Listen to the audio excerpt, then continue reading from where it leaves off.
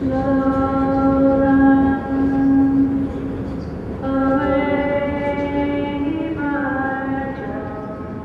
the song is a really old song. It's from the 16th century and it's an old Scottish lament, and it's about a sailor who drowns and comes back to say a final farewell to his loved one. And I discovered that there are 3 different versions of this song. I've recorded myself sing all 3 versions and had them play simultaneously under each of the 3 bridges that cross the Clyde.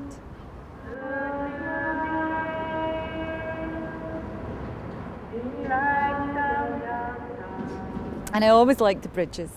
And you know, you have the Clyde that carries its own stories, and I think from above it looks really magnificent. But then below, it's darker and more atmospheric, and you know, I see it more as the dark sort of underbelly of Glasgow, if you like.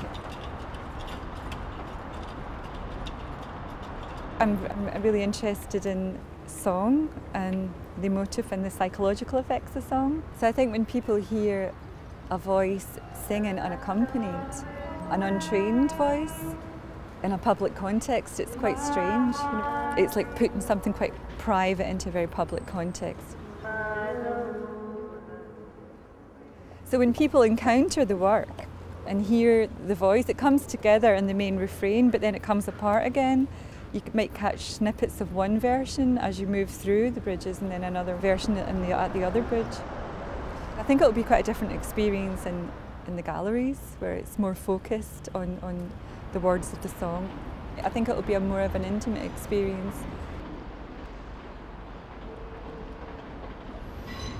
Well, my work's often been described as sound sculpture because I'm interested in how sound can define space. I think what happens when you hear the sound, even in a gallery context, is you become more aware of the space that you're in. And it also heightens your sense of yourself. So I'm interested in that, you know, I'm interested in how it works spatially, architecturally. Sound is very visceral, you have to respond to it. So I think you have an immediate response to it. You're being affected by it.